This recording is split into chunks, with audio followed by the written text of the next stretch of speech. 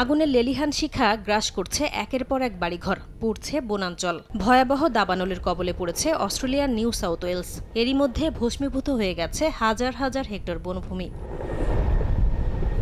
রাজ্য জুড়ে অর্ধশতাধিক স্থানে দাবানল ছড়িয়ে পড়েছে।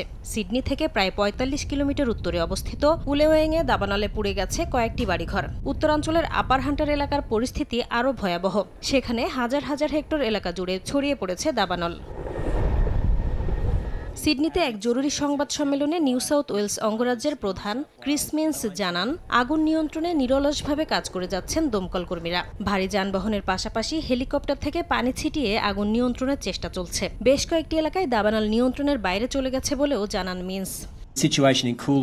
নিউ সাউথ ওয়েলসের বিভিন্ন স্থানে দাবানল ছড়িয়ে গেছে, যার মধ্যে ১৯টি স্থানে এখনও নিয়ন্ত্রণে আনা যায়নি। এসব এলাকায় আগুন নিয়ন্ত্রণে শত শত অগ্নি নির্বাপন যান কাজ করছে। দাবানলের ভয়াবহতায় বেশ কয়েকটি এলাকায় সর্বোচ্চ জরুরি সতর্কতা জারি করেছে স্থানীয় প্রশাসন। এরই মধ্যে জনবহুল এলাকায় বসবাসকারী হাজারো বাসিন্দাকে নিরাপদ স্থানে সরে যাওয়ার আহ্বান জানানো হয়েছে। তবে বাতাসের গতিবেগ বাড়লে আগুন আরও বিস্তৃত হতে পারে বলেও শঙ্কা প্রকাশ করেছেন সংশ্লিষ্ট। নাসরিন রুমি, সময় সংবাদ।